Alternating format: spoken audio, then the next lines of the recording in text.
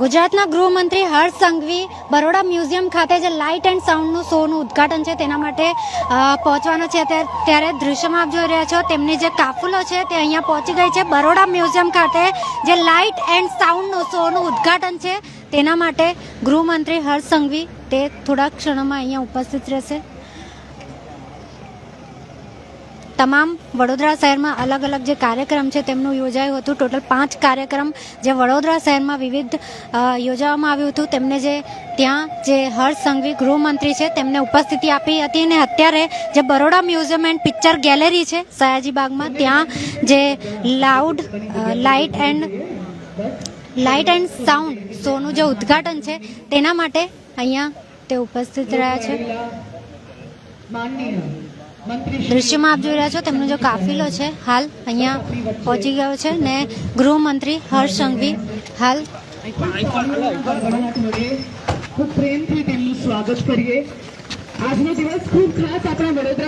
અહીંયા તે ઉપસ્થિત છે. દૃશ્યમાં આપ જોઈ રહ્યા છો જે ગૃહમંત્રી છે તે અહીંયા આવી ગયા છે.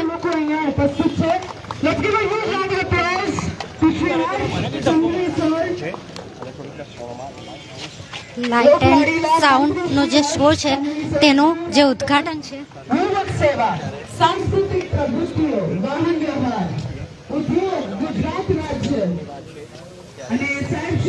જે શો છે તેનું ઉદ્ઘાટન કરવા માટે બરોડા મ્યુઝિયમ ખાતે તે પહોંચી ગયા છે. દૃશ્યમાં જોઈ રહ્યા છો જે રાજમાતા છે તે પણ અહીંયા ઉપસ્થિત છે અને તેમનું સ્વાગત કરવામાં આવ્યું છે. ત્યારે તમામ જે ભાજપના તમામ જે અગ્રણીઓ છે તે અહીંયા ઉપસ્થિત છે. સાથે જ જે ભાજપના પ્રમુખ છે વિજયભાઈ શાહ, મેયર પિંકીબેન સોની, સયાજીગંજના ધારાસભ્ય કેવો રોકડિયા, તમામ જે અગ્રણીઓ છે ભાજપના તે બી હાલ અહીંયા ઉપસ્થિત છે. લાઇટ એન્ડ સાઉન્ડ શોનું જે ઉદ્ઘાટન છે તેના માટે જે ગુજરાતના ગૃહમંત્રી છે હર્ષ સંઘવી તે અહીંયા ઉપસ્થિત રહ્યા છે. તમામ જે અગ્રણીઓ છે ભાજપના તે પણ અહીંયા ઉપસ્થિત છે. મુખ્ય દંડક જે બાલકૃષ્ણ શુક્લ છે તે સાથે જ અહીંયા ઉપસ્થિત છે. જે આ શો છે તેનું ઉદ્ઘાટન જે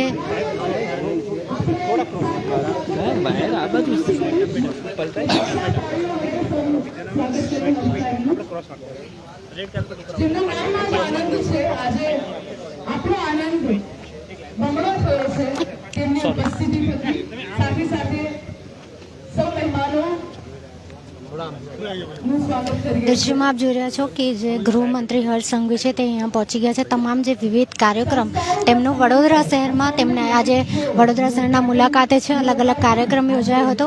જે સેન્ટ્રલ એસટી બસ ડેપો છે ત્યાં 51 બસનું લોકાર્પણ પણ તેમના હસ્તે કરવામાં આવ્યું. ત્યારબાદ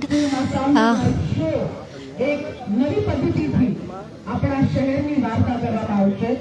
તો સૌથી પહેલા તો હું આમંત્રિત કરીશ ડોક્ટર પંકજ શર્મા, નિયામક શ્રી પુરાતત્વ અને સંગ્રહાલય ખાતા તરફથી સાહેબને મોમેન્ટો અને પુષ્પગુચ્છ વડે સાહેબનું સ્વાગત કરવામાં આવે.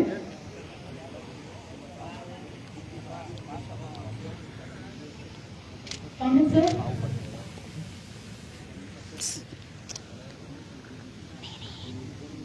जोरदार तालियों के साथ जितने लोगों के हाथ में कैमरा नहीं 6 વાગ્યાથી જ તમામ જે પ્રોગ્રામ છે તેમાં તે હાજરી આપી રહ્યા છે. ત્યારે અત્યારે તેમનું જે સ્વાગત છે તે મોમેન્ટો આપીને કરવામાં આવી રહ્યું છે.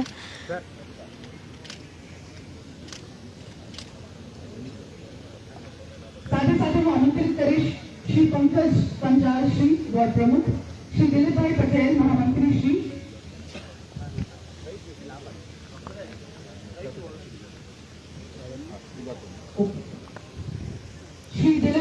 લાઇટ એન્ડ સાઉન્ડ શોનું જે ઉદ્ઘાટન કરવામાં આવશે તેના માટે ગૃહમંત્રી હર્ષ સંઘવી બરોડા જે મ્યુઝિયમ છે પિક્ચર ગેલેરી ત્યાં પહોંચી ગયા છે અને તેમની સાથે તમામ જે ભાજપના અગ્રણીઓ છે, મેયર, ડેપ્યુટી મેયર, ભાજપના પ્રમુખ તમામ તે અહીંયા ઉપસ્થિત છે.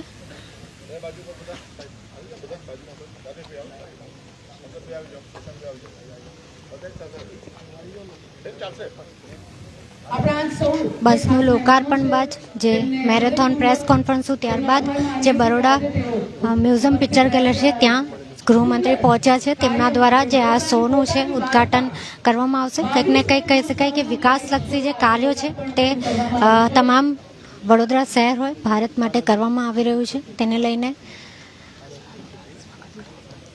તેમનું જે સોલ આપીને સ્વાગત પણ કરવામાં આવી રહ્યું છે. તમામ જે અગ્રણીઓ છે તેમના દ્વારા પુસ્તક હોય, સોલ હોય, મુમેન્ટો હોય તે આપીને જે ગૃહમંત્રી છે ગુજરાત રાજ્યના તેમનું સ્વાગત કરવામાં આવી રહ્યું છે. આપણી સમક્ષ ખૂબ ખાસ મહેમાનો આજે છે જેમના વરદ હસ્તે આજના શોનું ઉદ્ઘાટન કરીએ. હું આમંત્રિત કરવા માંગીશ મંત્રી શ્રી હર્ષભાઈ સંઘવીને જે સૌ યુવાઓ માટે ખૂબ એક મોટા ઇન્સ્પિરેશન છે. તો પ્લીઝ આવીને 6 વાગે જે વિકસિત ભારત સંકલ્પ યાત્રા હતું ત્યારબાદ જે 51 બસોની લોકાર્પણ. મેમ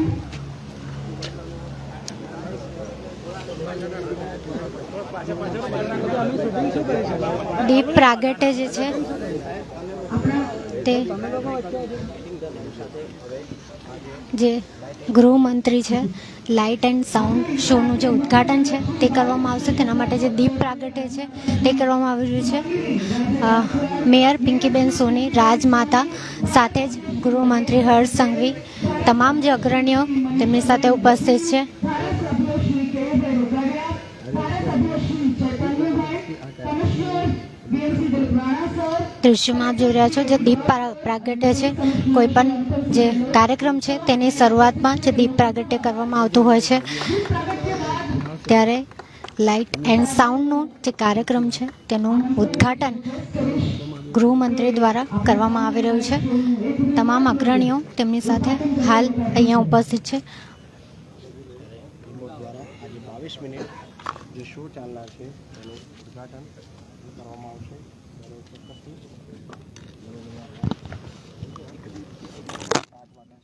રાજે ગાયકવાડ સાથે સંગીત તસવીર પર ઇતિહાસ હશે કારણ કે એ રાજવંશો તેમના પર જ વધારી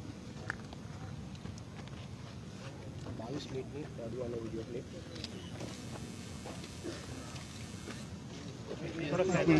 તમામ જે અગ્રણીઓ છે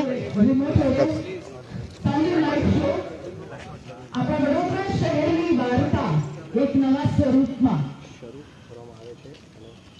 તેની શરૂઆત લાઇટ એન્ડ સાઉન્ડ જે શો છે તેનું ઉદ્ઘાટન ગૃહમંત્રીના હસ્તે કરવામાં આવ્યું છે. દૃશ્યમાં આપ જોઈ રહ્યા છો જે 22 મિનિટનો જે શો છે તેનું જે લોકાર્પણ છે તેમના દ્વારા સંસ્કારો का समन्वय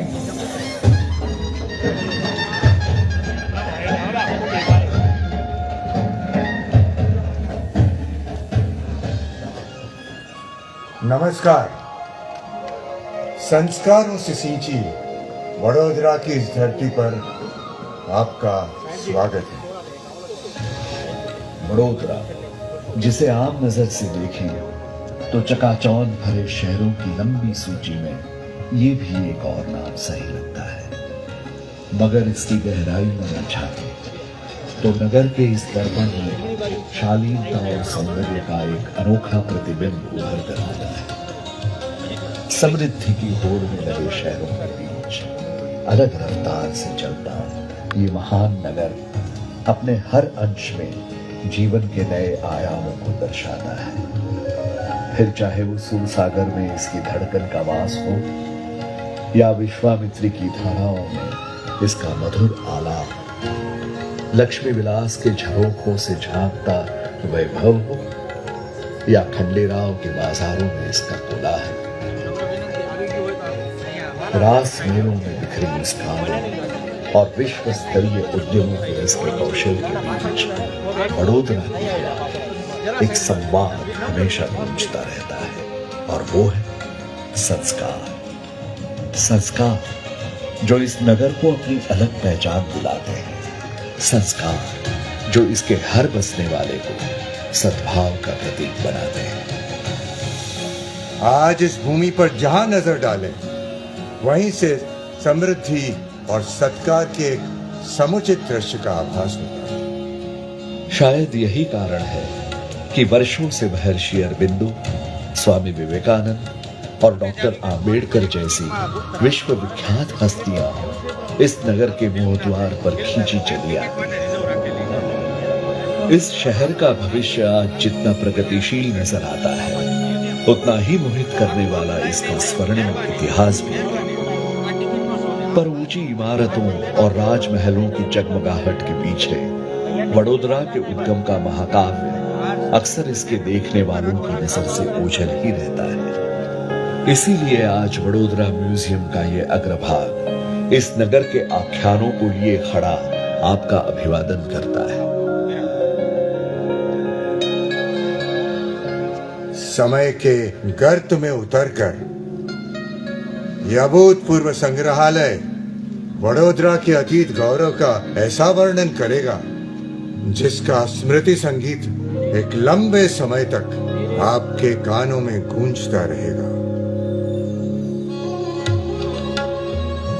यूं तो वडोदरा में मानव अस्तित्व का प्रमाण प्रागैतिहासिक काल से ही मिल जाता है, पर इसकी अतीत गाथा की शुरुआत होती है 5वीं शताब्दी से, जब वट वृक्षों की मंगल छाया तले एक नए नगर का अंकुर यहां फूट रहा था।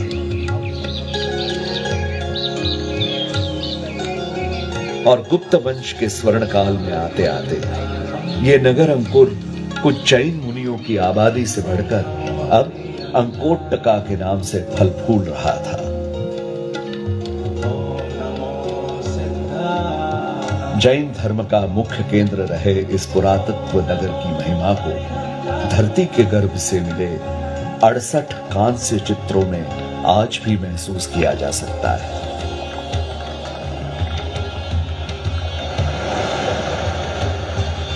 पर 6वीं शताब्दी में आई एक भीषण बाढ़ ने इस फलते फूलते नगर को यकायक उजाड़ जमीन में बदलकर रख दिया।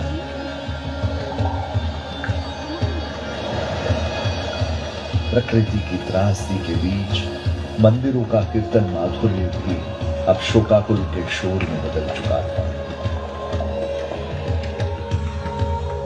लेकिन आपदा की इस विभत्स परछाई से निकलकर यहां बचे निवासियों ने अंकोटका से पूर्व की ओर एक नए शहर की नींव रखी, जिसका नाम पड़ा वडपत्रका।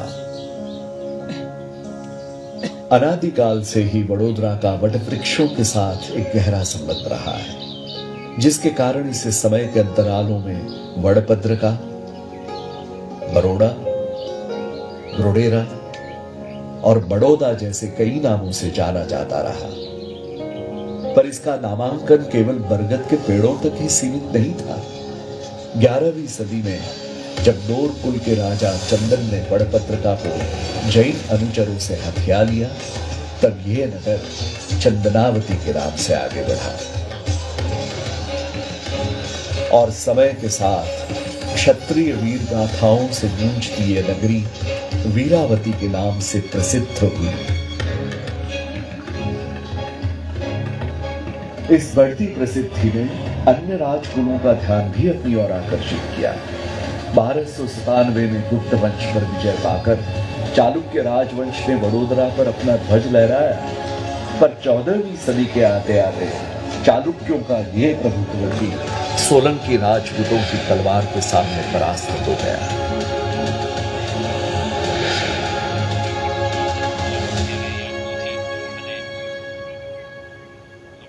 तेरहवीं और 14वीं शताब्दियों के दौरान वडोदरा ने एक के बाद एक कई शासनों का तख्ता पलट देखा। सोलंकियों को दिल्ली के सुल्तानों ने परास्त किया और दिल्ली सल्तनत से मुगल शासकों ने सत्ता की बागडोर अपने हाथ में ली और अराजकता के इस विकट परिवेश में भी वडोदरा अड़िग खड़ा रहा।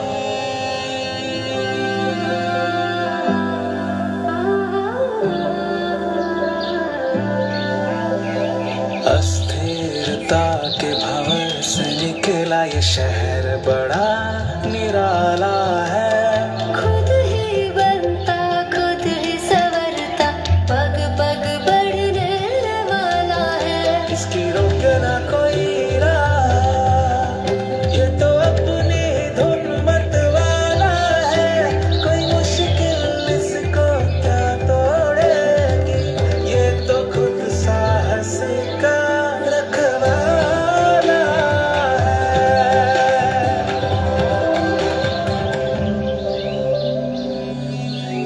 वैसे तो मुगलों के शासनकाल में भी यह नगर अपनी समृद्धि में अद्वितीय ही था, पर 18वीं शताब्दी के उदय के साथ वडोदरा के भाग्य विधान में एक नए अध्याय का संकलन हुआ।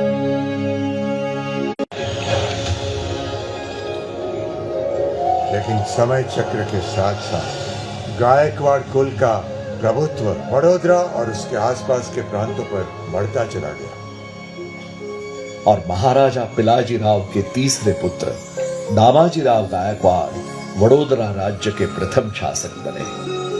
19वीं सदी के मध्य तक वडोदरा राज्य की सीमाएं 1000 वर्ग किलोमीटर के विस्तार में फैल चुकी थी, जिनमें वर्तमान गुजरात के कड़ी, नवसारी, अमरेली, कोडीनार और ओखा मंडल जैसे क्षेत्र शामिल थे।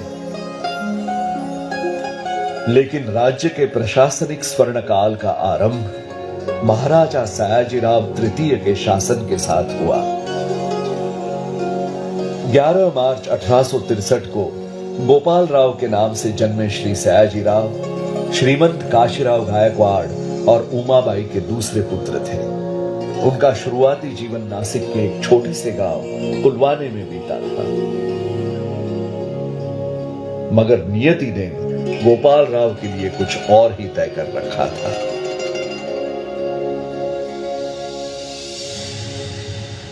वर्ष 1870 में जब महाराजा खंडेराव द्वितीय की अकाल मृत्यु हुई, तब वडोदरा के राज्य सिंहासन पर अनिश्चितताओं के बादल मंडराने लगे। महाराज अपने पीछे अपनी गर्भवती पत्नी को ही नहीं, सत्ता का एक गहन शून्य भी छोड़ गए थे। उनके बाद उनके छोटे भाई मल्हार राव को वडोदरा का उत्तराधिकारी बनाया गया, परंतु शासक के रूप में वे अपनी योग्यता साबित करने में असफल रहे। अब सबकी उम्मीद महारानी जमनाबाई की पुत्र प्राप्ति पर ही टिकी थी और उन्होंने भी 1871 में एक पुत्री को जन्म दिया। शासक के अभाव में एक बार फिर महारानी जमनाबाई के सामने अनिश्चितताओं का वही प्रश्न खड़ा हुआ, पर इस बार राज्य के योग्य उत्तराधिकारी को खोजने का काम अपने ही हाथों में लिया। उन्होंने विभिन्न भूभागों से गायकवाड़ वंश के प्रतिनिधियों को राज्य में आमंत्रित किया, जिस पर श्रीमंत काशीराव भी अपने 3 पुत्र आनंदराव, गोपाल राव और संपत राव के साथ 600 किलोमीटर का सफर तय कर वहां उपस्थित हुए। श्रीमंत काशीराव पिलाजीराव गायकवाड़ के प्रत्यक्ष वंशज थे और उनके तीनों पुत्र भी महारानी द्वारा निर्धारित किए गए मापदंडों को पूरा करते थे। वडोदरा राज्य के उचित उत्तराधिकारी के चयन के लिए महारानी जमनाबाई ने तीनों युवकों से एक ही प्रश्न पूछा। आप यहाँ क्यों आए हो? मैं यहाँ पढ़ लिख कर बड़ा आदमी बनने आया हूँ। ठीक है। मैं यहाँ राजा बनने आया हूँ। अच्छा। 12 साल के बालक से विश्वास भरे उन शब्दों को सुनकर महारानी जमनाबाई की गहन खोज समाप्त हुई और श्रीमंत गोपाल राव को गोद लेकर उन्होंने उन्हें सयाजीराव गायकवाड़ के नाम से प्रतिष्ठित कर दिया। महाराज घोषित होते ही सयाजीराव के शासनिक प्रशिक्षण की शुरुआत हुई और शिक्षा तथा कौशल के कठिन प्रवाह से गुजरकर उन्होंने खुद को एक योग्य शासक के रूप में उभारा। शासन पर संपूर्ण अधिकार प्राप्त होते ही उन्होंने सबसे पहले मल्हार राव के शासन में हुए नुकसान की भरपाई की, जिसके लिए उन्होंने राज्य में नए व्यापारों और उद्यमों को प्रोत्साहन दिया। अपनी प्रजा के कल्याण के लिए उन्होंने राज्य में कई प्रशासनिक सुधार किए जिनमें पेयजल व सिंचाई के लिए जल संग्रहों का निर्माण और बैंक ऑफ बड़ौदा तथा बड़ौदा धारा सभा जैसे महत्वपूर्ण संस्थानों का निर्माण शामिल था। उनके हाथों ही जमनाबाई अस्पताल और सयाजी बाग जैसी कई सार्वजनिक सुविधाओं की स्थापना हुई और वडोदरा के वास्तु ऐश्वर्य का अलंकार लक्ष्मी विलास भवन भी उन्हीं के शासनकाल में बनाया गया। उनके शासन में ही राज्य का सबसे पहला रेल मार्ग तथा अंतरराष्ट्रीय स्तर का ओखा बंदरगाह बना और बड़ौदा एविएशन की शुरुआत के साथ महाराजा सयाजीराव ने भारत में सबसे पहले निजीकरण की शुरुआत की। महाराजा सयाजीराव न केवल एक योग्य शासक थे बल्कि एक उत्तम समाज सुधारक भी थे। उनके राज में बाल विवाह और छुआछूत जैसी कुरीतियां बीते कल की बात हो चुकी।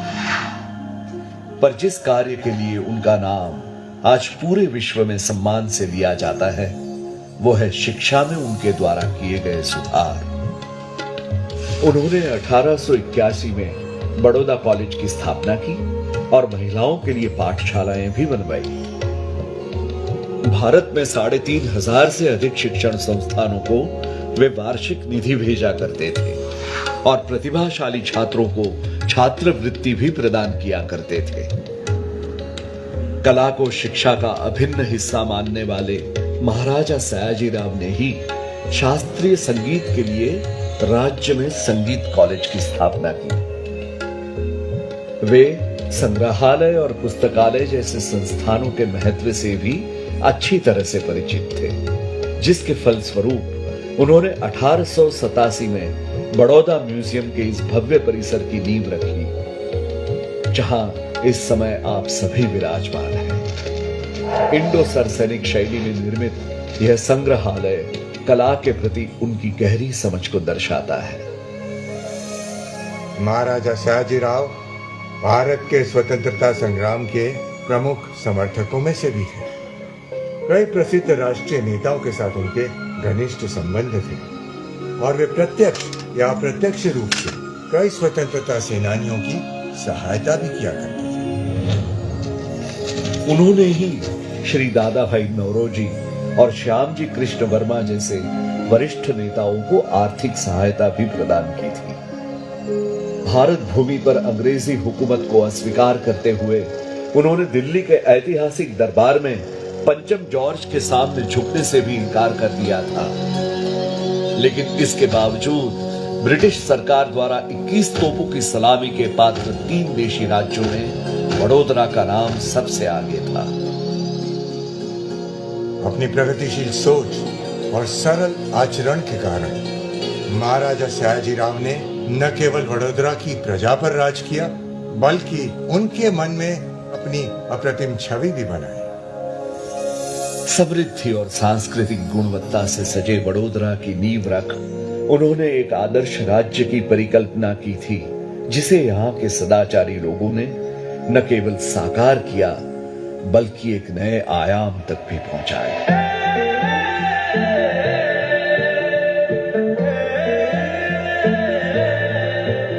गुजरात के दिल में बसता है पर जग में ऊंचा नाम है। रंग मंगो त्योहारों से सजी हर रोज यहाँ की शाम है। कोई जाने इसको कला नगरी से तो कोई ढूंढे इसमें अपना मकाम है। हर आंख के सपनों को सच करता ये बड़ोदरा जिसका नाम है।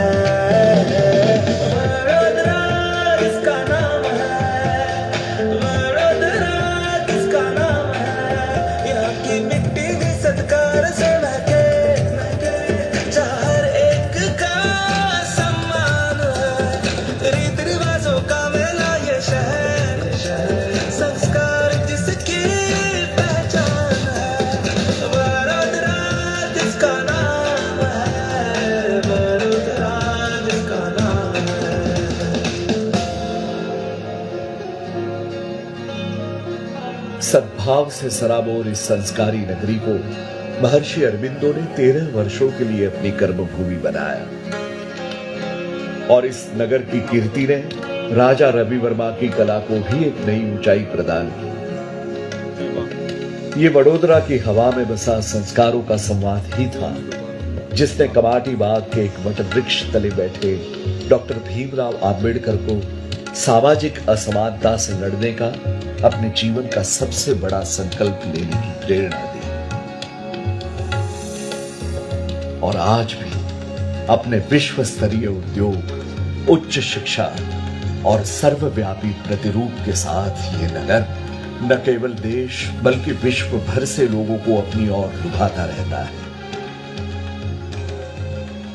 जहां एक और अपनी ललित कला और संगीत की अमूल्य धरोहर के साथ वडोदरा कला नगरी की अपनी उपाधि को यथार्थ करता है, वहीं दूसरी ओर उत्सवों में बिखरे इसके रंग यहाँ के बसने वालों के जीवंत मनोभाव को दर्शाते हैं। उत्सवों के यही रंग यहाँ के नवरात्रों के भक्ति भाव में भी प्रतीत होते हैं, जो सदियों से गरबा को उसके मूल रूप में संजोए हुए हैं। अपने राजसी महलों, मनोहर परिदृश्यों और स्वादिष्ट व्यंजनों के कारण आज यह नगर गुजरात की सांस्कृतिक राजधानी के रूप में विख्यात है और पूरे साल पर्यटकों का एक मुख्य केंद्र बना रहता है। कलात्मक सिद्धि और सांस्कृतिक विरासत का संगम वडोदरा विकास की ओर तेजी से बढ़ते हुए आज भारत के सबसे प्रगतिशील महानगरों में भी शामिल है। लेकिन आधुनिकता की ओर निरंतर बढ़ते इस शहर में शिष्टता और सदाचार आज भी सर्वोपरि है और संस्कारों का यही अमूल्य समन्वय वडोदरा को आने वाले कई युगों तक प्रसिद्धि की यश प्राप्ति करवाता रहेगा। समय की धारा में अविरत बहता प्रत्येक चित्त का सत्कार हूँ मैं, सौंदर्य के अलंकार से सज्जित कीर्ति का शिल्पकार हूँ मैं, विश्वामित्र के निर्मल स्वर सा ख्याति का ओंकार हूँ मैं, सर्व संपन्नता का चलचित्रण हूँ, नगर नहीं संस्कार हूँ मैं।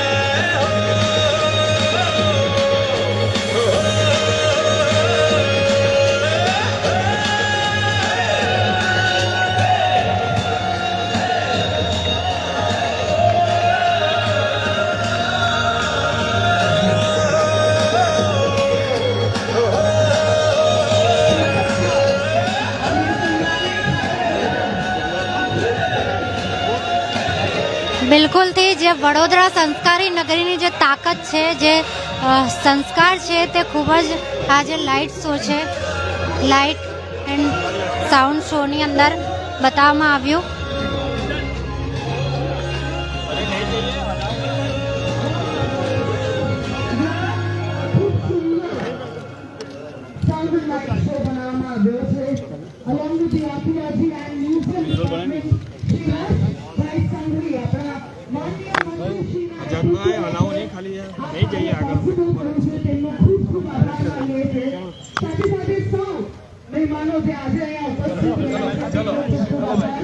કલેક્ટર જે છે તે પણ અહીંયા ઉપસ્થિત છે.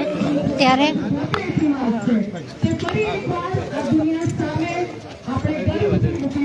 જે ગૃહમંત્રી હર્ષ સંઘવી છે તે અહીંયાથી પ્રસ્થાન કરી રહ્યા છે. ત્યારે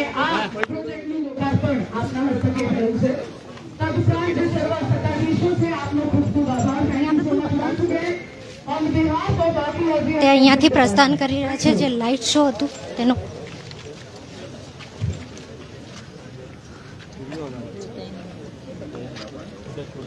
વિવિધ જે 5 કાર્યક્રમ વડોદરા શહેરમાં યોજાયું હતું, તેના બાદ જે લાઇટ એન્ડ સાઉન્ડ શો હતું તેનું ઉદ્ઘાટન બાદ ખૂબ જ સુંદર જે શો છે તે બતાવવામાં આવ્યું.